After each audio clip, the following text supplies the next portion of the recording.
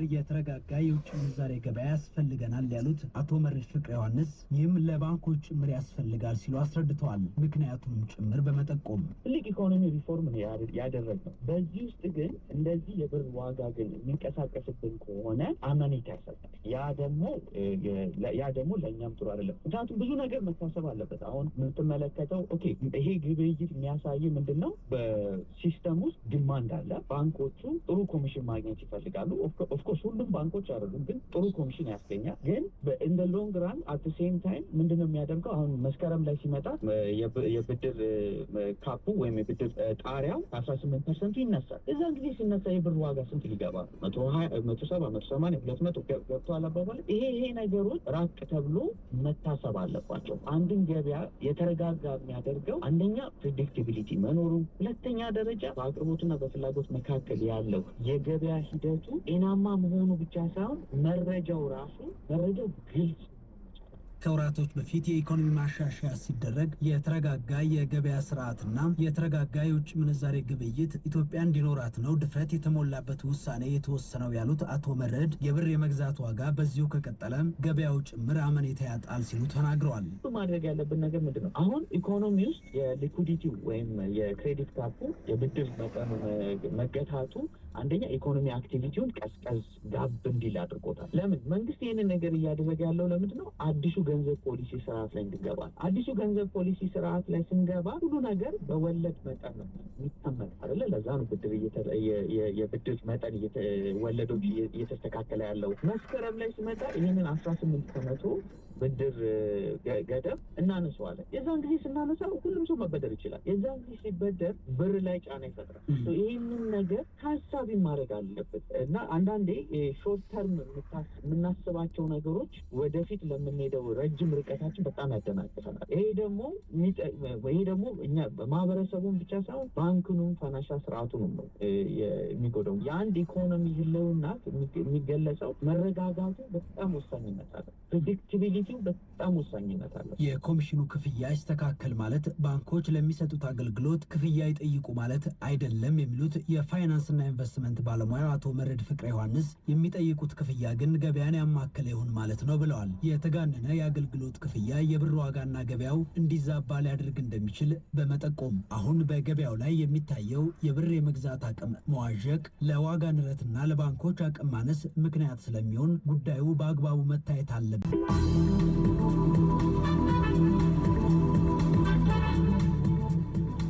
ችግር ላይ ናችሁ አድማጮች። የቀትር ወሬዎችን እየነገርናችሁ ነው። እያደመጣችሁን ስለሆነ እናመሰግናለን። የሀገር ውስጥ ወሬዎቻችን ይቀጥላሉ።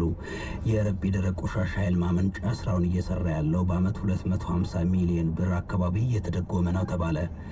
ኃይል ማመንጫውም ከአቅሙ ልክ እንዳይሰራ የመለዋወጫ ችግር እንዳለበት ተነግሯል። ፍቅሩ አምባቸው የረቢ ደረቅ ቆሻሻ ኃይል ማመንጫ የማምረት አቅሙ ዝቅተኛ በመሆኑ ስራውን ለሚከውነው የኢትዮጵያ ኤሌክትሪክ ኃይል በአመት 249 ሚሊዮን ብር ለመደጎም ተገደናል ሲል የአዲስ አበባ ከተማ ጽዳት አስተዳደር ኤጀንሲ ተናግሯል። መስሪያ ቤቱ የረቢ ደረቅ ቆሻሻ ኃይል ማመንጫ ስራውን አቁሟል የሚለው መረጃ ሐሰት ነው ብሏል።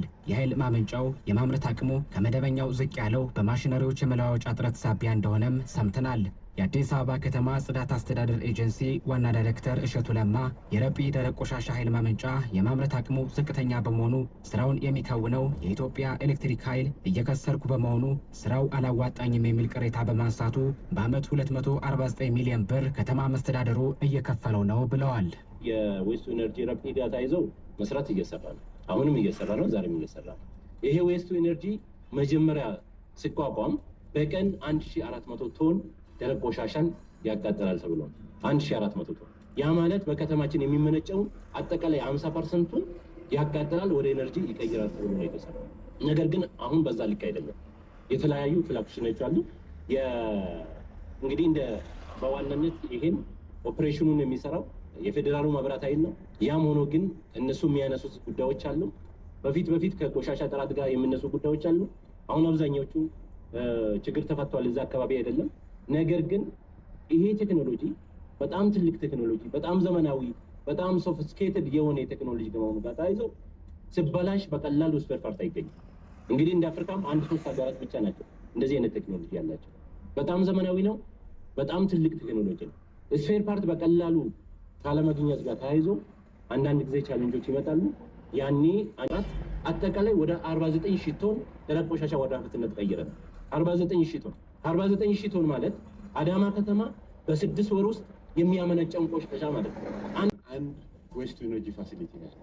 ላንድ ፊል የመጨረሻው ግብ መሆን ያለበት ከዚህ ከዌስት ኢነርጂ የወጣውን ነው ወደ ላንድ ፊል መውሰድ ያለብን። ዓለም አቀፍ ተሞክሮም ያን የሚያሳይ ከመሆኑ ጋር ተያይዞ አሁን ያለው አንዱ ዌስት ኢነርጂ ፋሲሊቲም በተሟላ አቅም እንዲሰራ የማድረግ ተጨማሪ ዌስት ኢነርጂ ፋሲሊቲም እንዲገነባ የማድረግ ስራ መስራት ይኖርብናል።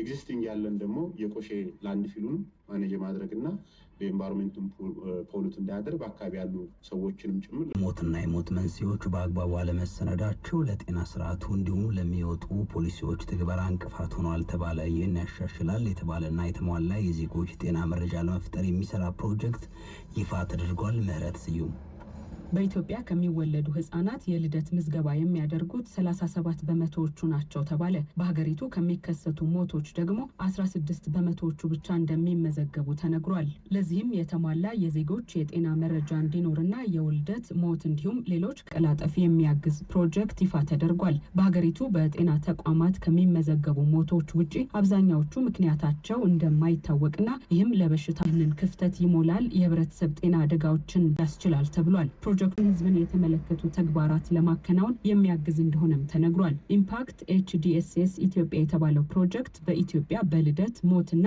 የሞት መንስኤዎች ላይ መረጃን መሰብሰብና ጥቅም ላይ በመዋል የሚቀረጹ የጤና ፖሊሲዎች በተረጋገጠ መረጃ ላይ ተመስርተው እንዲሰሩ ያደርጋል ሲል በኢትዮጵያ በህብረተሰብ ጤና ላይ የሚሰራው ዓለም አቀፉ ቫይታል ስትራቴጂስ ተናግሯል። በሀገሪቱ በሚገኙ 13 የጤናና ስነ ህዝብ ክትትል ጣቢያዎች እያንዳንዳቸውን ከሀገር ውስጥ ዩኒቨርሲቲዎች ጋር በማገናኘት ከ1.2 ሚሊዮን በላይ የሚሆኑ የተለያዩ የህብረተሰብ ክፍሎችን የሚሸፍኑ